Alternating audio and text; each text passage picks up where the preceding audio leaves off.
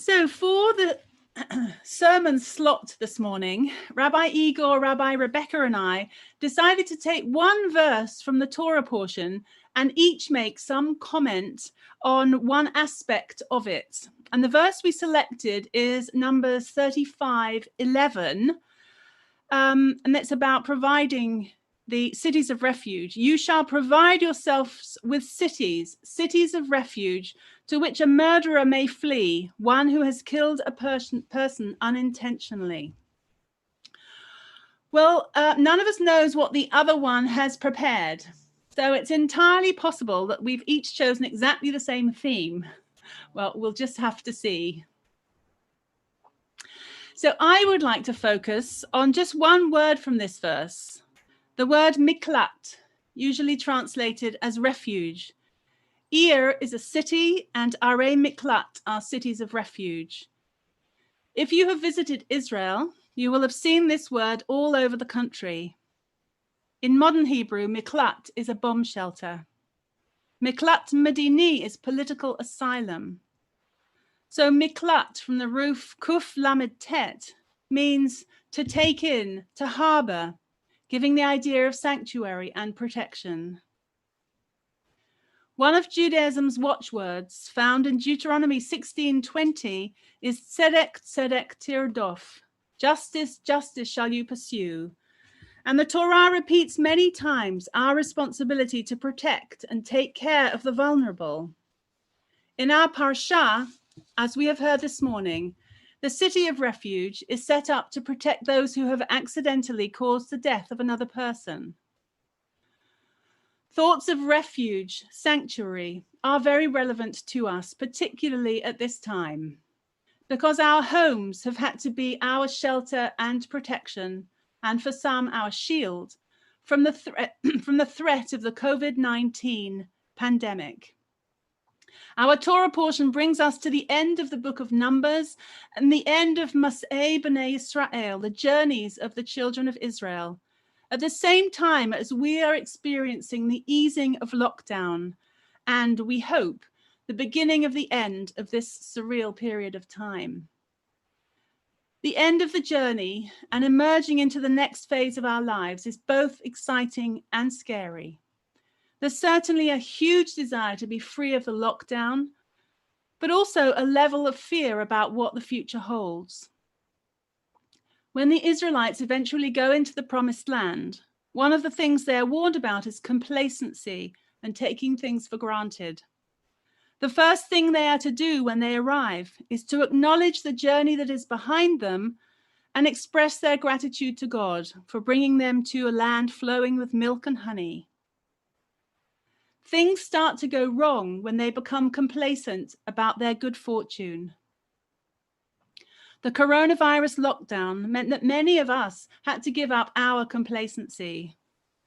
The restrictions brought home to us what we were taking for granted: the preciousness of physical contact, the fortune of having whatever we want at our fingertips or in the shops, the assumption that basic services will be available to us and that tomorrow will be the same as today.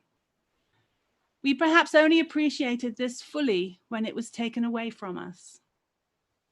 It's strange, really, that our refuge was also our trial. And it must have been the same for the inadvertent killer referred to in our Torah portion. He may have been given protection, but his life and family had effectively been taken from him. How do we take what we have learned from the trial and carry that into the future? There are many precious things that we've gained from this time, and this collaborative service is one of them, I would say. But the danger is that we will just revert to how we were before, and all the lessons of this time will be lost.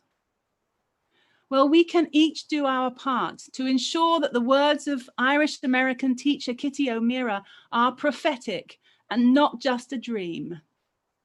I quoted them at the beginning of lockdown. I think they have been well quoted since then by others, but it feels appropriate to quote them again now.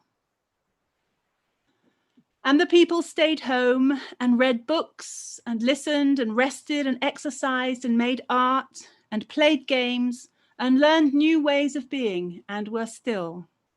and listened more deeply.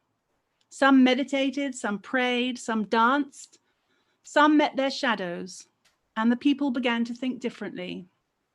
And the people healed. And in the absence of people living in ignorant, dangerous, mindless, and heartless ways, the earth began to heal. And when the danger passed and the people joined together again, they grieved their losses.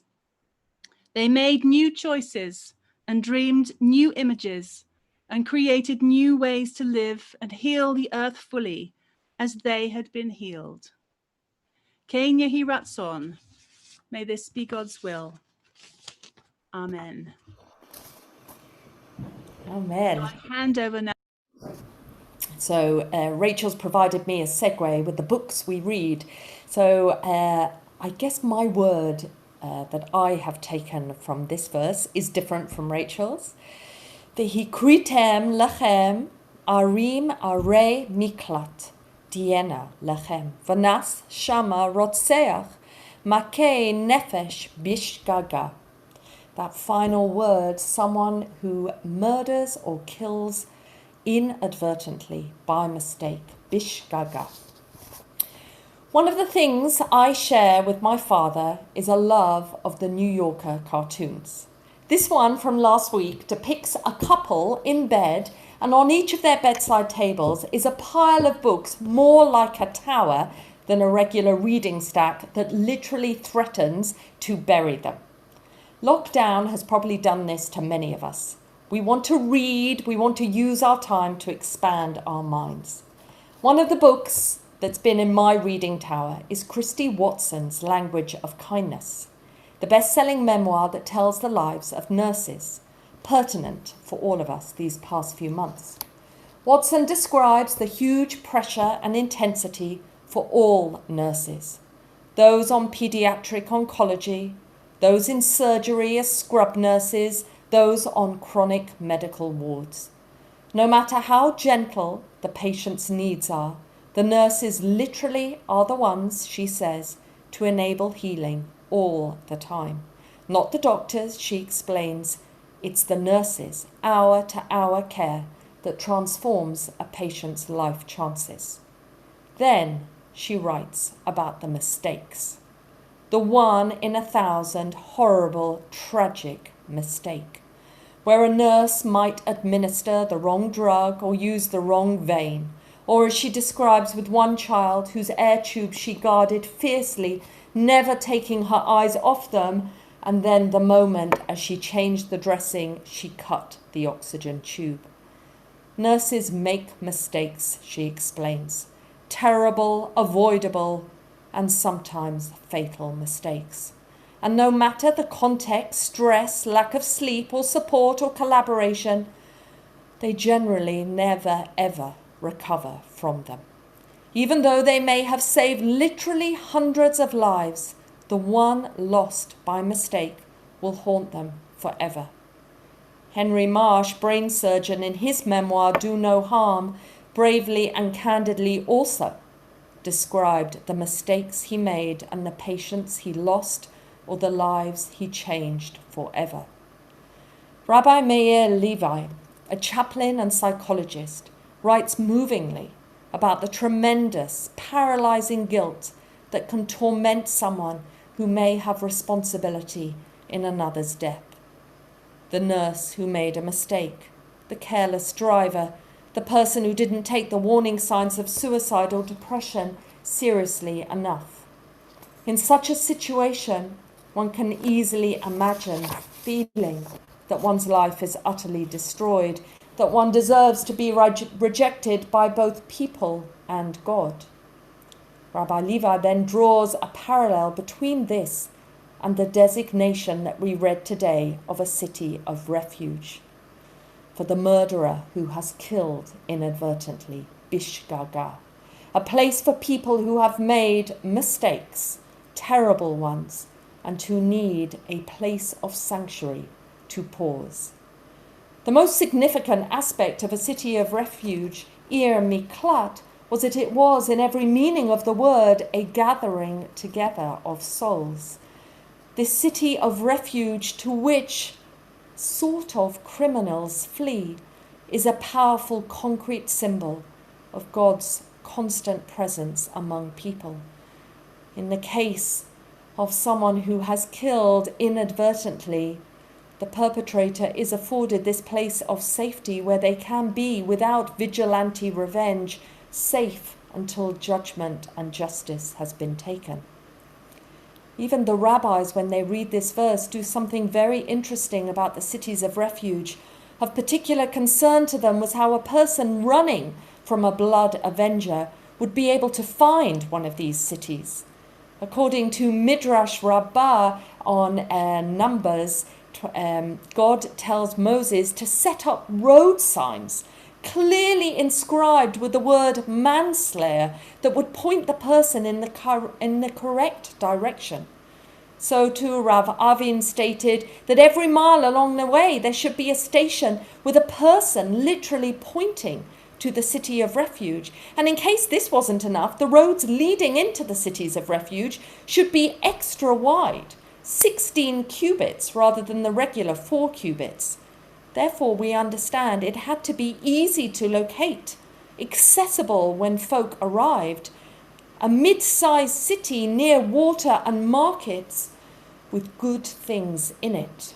In other words, there was always an understanding that people who make mistakes, terrible, life-changing mistakes, are given a pause and a moment.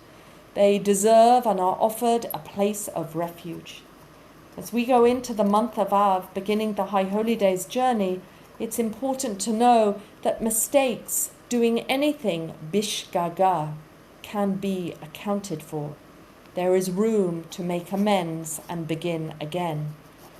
This God of Torah, so fierce at times, but here there is a sense of unconditional love. No matter who you are and what you've got and what you have done, God does not abandon you. We are told that God recognizes that people make mistakes. There is always another chance. And this is what the hapless offender, ridden with guilt and remorse, was to learn in the cities of refuge. Amen.